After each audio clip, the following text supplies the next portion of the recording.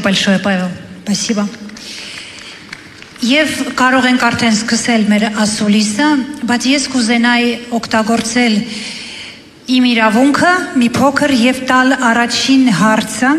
որը ինձ թվում է գրեթե բոլորին շատ հետաքրքրում էր։ Հրաչ, խնդրում եմ պատմի մեզ,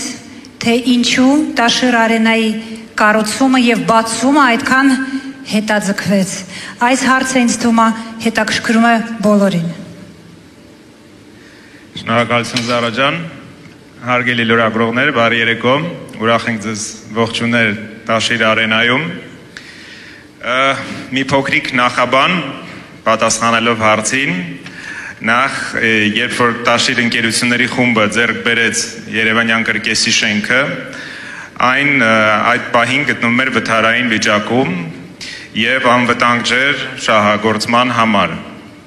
Հետևաբար ուսումնասիրություններ կատարելուց հետո որոշում կայացվեց, որ ավելի անվտանգ է շենքը քանդել եւ կառուցել նոր, ավելի նորարար, ավելի անվտանգ շենք։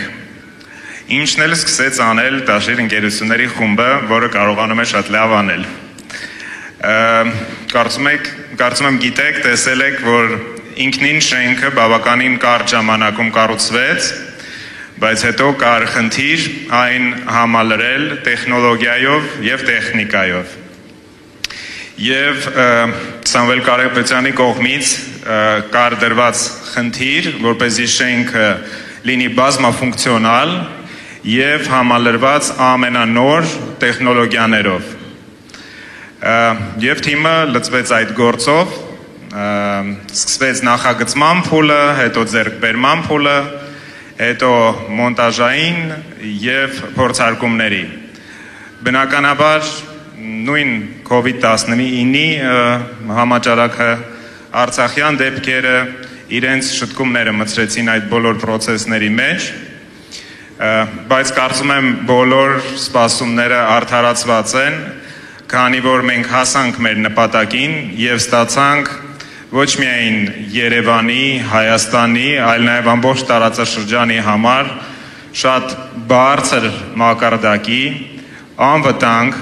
իրոք դուք արդեն կարող եք նաև տեսնել տեխնոլոգիաներով, ամենանոր տեխնոլոգիաներով հագեցված շենք, հարթակ, որտեղ կարող ենք անցկացնել շատ եւ շատ տարբեր տիպի միջոցառումներ հայ եւ ոչ միայն Հայաստանի հանդիսատեսի համար։ Կարծում եմ բոլորս կգնահատենք այն աշխատանքը, ինչ որ կատարվել էր այդ ընթացքում։ Շնորհակալություն։ Շնորհակալություն։